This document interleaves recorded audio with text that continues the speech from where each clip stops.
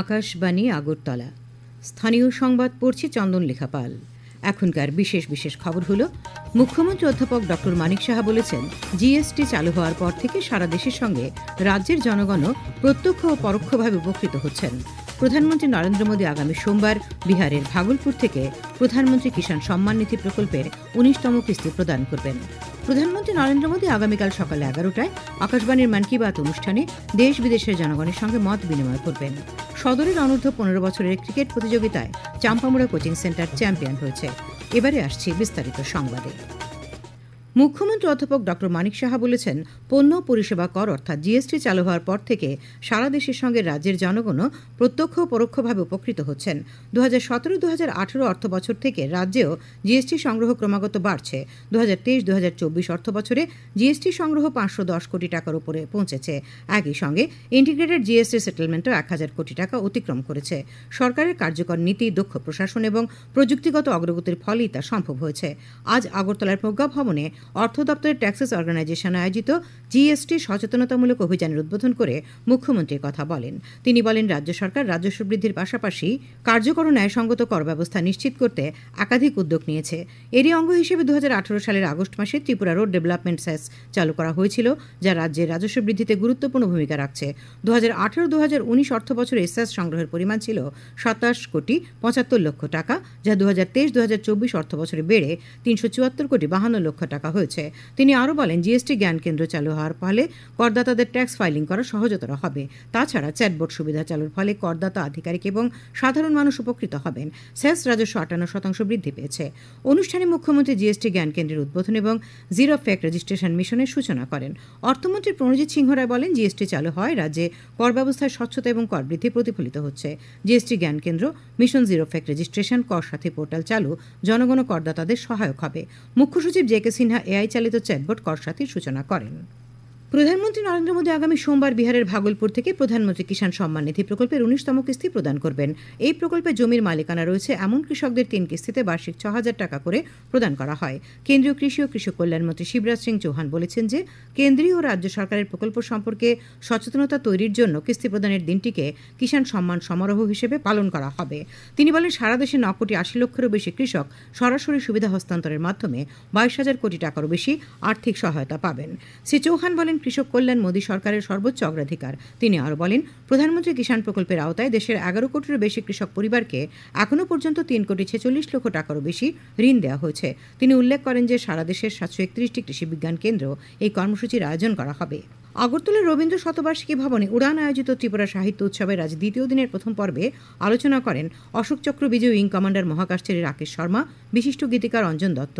দ্বিতীয় পর্বে সাহিত্য চর্চায় অংশ নেন শ্রীলঙ্কার বিশিষ্ট অনুবাদ সাহিত্যিক রেশমিকা মান্ডাওয়ালা, তেলেঙ্গানার বিশিষ্ট সাহিত্যিক ডি শ্রীনিবাসাচারিয়া, রাজ্যের বিশিষ্ট ককবরক সাহিত্যিক নরেশ দেববর্মা, ক্রাইরি মক চৌধুরী। তৃতীয় পর্বের আলোচনায় অংশ নেন আসামের বিশিষ্ট সাহিত্যিক অনুরাধা পূজারী, রাজ্যের বিশিষ্ট রবীন্দ্র গবেষক বিকট চৌধুরী, কলকাতার বিশিষ্ট সাহিত্যিক চন্দ্রিমা রায়। ভারত সরকারের আয়ুষ্মান ভারত প্রধানমন্ত্রী জন আরোগ্য যোজনায় ৫৯ জেলায় ১,১৬,৫০২ জন আয়ুষ্মান কার্ড পেয়েছেন। এর মধ্যে ১৭,৮৭৮ জন বিনামূল্যে চিকিৎসার সুযোগ নিয়েছেন।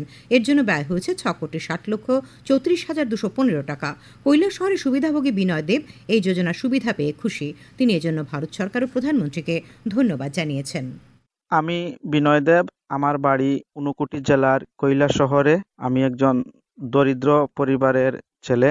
আমরা দিন রোজগারের মাধ্যমে আমাদের সংসার চলে এবং প্রধানমন্ত্রী জন আরোগ্য যোজনার অন্তর্গত স্বাস্থ্য বীমা কার্ডের একজন সুবিধাভোগী হিসাবে আমার মাকে আমি সরকারি হাসপাতালে অসুস্থ হওয়ার পর ভর্তি করাই এবং এই আয়ুষ্মান ভারত কার্ড থাকার কারণে সম্পূর্ণ বিনামূল্যে আমার মায়ের চিকিৎসা হয়।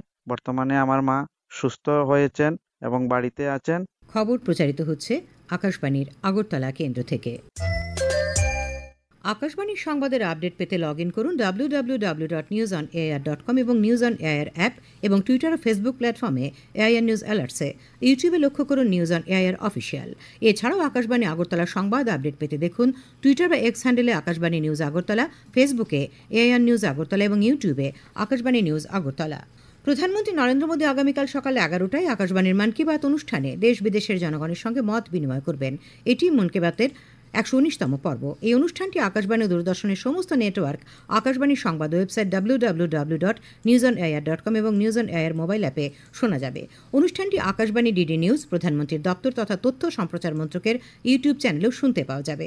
অনুষ্ঠানের অব্যবহিত পরেই তার আঞ্চলিক ভাষার অনুবাদ শোনা যাবে। আঞ্চলিক ভাষার অনুষ্ঠানটি রাত 8টায় পুনঃপ্রচার করা হবে। এখন মহাকুম্ভের খবর।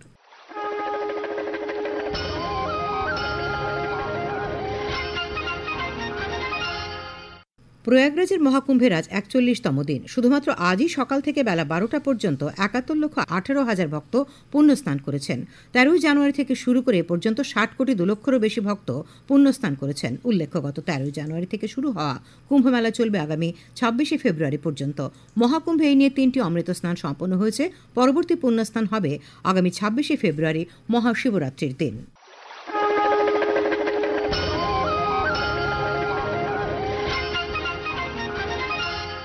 বিশ্ব চিন্তন দিবস উপলক্ষে আজ ক্রীড়া দপ্তর, ভারত স্কাউটস অ্যান্ড গাইডসের যৌথ উদ্যোগে বাধারঘাটের স্পোর্টস কমপ্লেক্সের রাইমা সুইমিং পুল প্রাঙ্গণে রক্তদান শিবির ও সাংস্কৃতিক অনুষ্ঠানের আয়োজন করা হয়।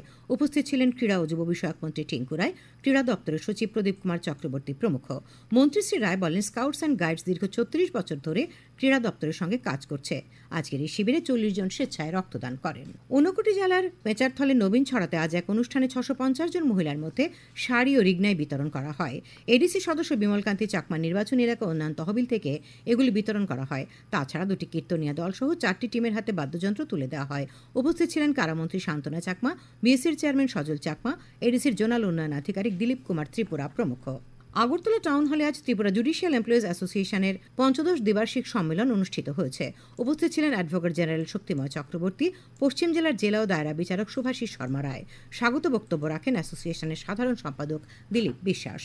বিজেপির উদ্যোগে আজ ঊনকোটি জেলার মাছমারা টাউন হলে সভা অনুষ্ঠিত হয়। এখানে বক্তারা কেন্দ্র ও রাজ্য সরকারের গণমুখী কাজকর্ম সম্পর্কে আলোকপাত করেন। উপস্থিত ছিলেন বিজেপির প্রদেশ সাধারণ সম্পাদক তথা বিধায়ক ভগবান চন্দ্র দাস, এডিসি সদস্য স্বপ্নারানী দাস, জেলা পরিষদের সহসভাধিপতি সন্তোষ ধর প্রমুখ। খেলার খবর। ত্রিপুরা ক্রিকেট অ্যাসোসিয়েশন পরিচালিত সদরের অনূর্ধ্ব 15 বছরের ক্রিকেট প্রতিযোগিতায় চাম্পামুড়া কোচিং সেন্টার চ্যাম্পিয়ন হয়েছে। আজ আসরের ফাইনাল খেলায় চাম্পামুড়া কোচিং সেন্টার 3 উইকেটে এডিনগর কোচিং সেন্টারকে পরাজিত করে। নরসিংগড়ের পঞ্চায়েত মাঠে এডিনগর কোচিং সেন্টার প্রথমে ব্যাট করতে নেমে 49 ওভার 3 বলে সবকটি উইকেট হারিয়ে 171 রান করে। জবাবে চাম্পামুড়া কোচিং সেন্টার 40 ওভার 3 বলে 7 উইকেট হারিয়ে জয়ের জন্য প্রয়োজনীয় রান সংগ্রহ করে নেয়। আগামী 24শে ফেব্রুয়ারি থেকে রাজ্যে শুরু হচ্ছে 73তম বিএন মল্লিক স্মৃতি all India police football championship. এই প্রতিযোগিতায় যোগ দেওয়ার জন্য বহির্রাজ্যের সবকটি দল ইতিমধ্যেই রাজ্যে এসে পৌঁছেছে। আজ সন্ধ্যায় আগরতলায় পৌঁছেছে গুজরাট, বিহার, উত্তরপ্রদেশ এবং পশ্চিমবঙ্গের দল। উল্লেখ করা যেতে পারে এই টুর্নামেন্টে মোট 45টি দল অংশ নেবে। এর মধ্যে বহির্রাজ্যের রয়েছে 43টি এবং ত্রিপুরার 2টি দল। টুর্নামেন্টে মহিলা দল রয়েছে 9টি। প্রতিযোগিতা চলবে 7ই মার্চ পর্যন্ত। 25টি রাজ্য, 4টি কেন্দ্রশাসিত অঞ্চল এবং 7টি কেন্দ্রীয় বাহিনী থেকে 1500-র মতো ফুটবলার এই প্রতিযোগিতায় অংশ নিচ্ছেন। রাজ্যের 5টি অ্যাস্ট্রোটার্ফ ফুটবল মাঠে প্রতিযোগিতা হবে। আগরতলার পাশাপাশি জিরানিয়া, মোহনপুর, জম্পুইজলা এবং উদয়পুরে পুরুষ ও মহিলা ফুটবলাররা তাদের ক্রীড়া নৈপুণ্য প্রদর্শন করবেন। লিগ কাম নকআউট পর্যায়ে অনুষ্ঠিত এই প্রতিযোগিতায় নকআউট পর্যায়ের অধিকাংশ ম্যাচই হবে আগরতলায়। সব মিলিয়ে প্রতিযোগিতায় 102টি ম্যাচ হবে। এর মধ্যে পুরুষ ফুটবল টিম 81টি এবং মহিলা ফুটবল টিম 21টি। বেশ কয়েকটি ম্যাচ দিন রাতের আলোয় খেলা হবে। উদ্বোধনী ম্যাচে গতবারের চ্যাম্পিয়ন মিজোরাম উত্তরপ্রদেশের মুখোমুখি হবে। টিসি পরিচালিত মহিলাদের আমন্ত্রণমূলক সীমিত ওভারের সিনিয়র ক্রিকেট প্রতিযোগিতার সুপার 6-এর খেলা আজ থেকে শুরু হয়েছে। এতে প্রথম দিনে 2টি খেলা হয়। তালতলা মাঠে মৌচাক ক্লাব 5 উইকেটে এগিয়ে চলা সংখ্যকে এবং নরসিংগড়ের পিটিএ মাঠে ব্লাডমাউথ ক্লাব 271 রানে আগরতলা কোচিং সেন্টারকে পরাজিত করে। আবহাওয়া। আগামীকাল আকাশ আংশিক মেঘাচ্ছন্ন থাকবে। রাজ্যের কিছু কিছু জায়গায় হালকা থেকে মাঝারি পর্যায়ে বৃষ্টিপাতের সম্ভাবনা রয়েছে। আগামীকাল তাপমাত্রা সর্বোচ্চ 32 ডিগ্রি সেলসিয়াস এবং সর্বনিম্ন 17 ডিগ্রি সেলসিয়াসের কাছাকাছি থাকবে। আজ দিনের সর্বোচ্চ তাপমাত্রা ছিল 30.5 ডিগ্রি সেলসিয়াস এবং সর্বনিম্ন 18 ডিগ্রি সেলসিয়াস। আগামী 24 ঘন্টায় রাজ্যের সব জেলায় বিক্ষিপ্তভাবে বজ্রবিদ্যুৎ সহ ঘন্টায় 30 থেকে 40 কিলোমিটার বেগে ঝোড়ো হাওয়া বয়ে যাওয়ার সতর্কবার্তাও রয়েছে। শেষ করার আগে খবরের বিশেষ অংশগুলি আরেকবার। মুখ্যমন্ত্রী অধ্যাপক ডক্টর মানিক সাহা বলেছেন, জিএসটি চালু হওয়ার পর থেকে সারা দেশের সঙ্গে রাজ্যের জনগণও প্রত্যক্ষ ও পরোক্ষভাবে উপকৃত হচ্ছেন।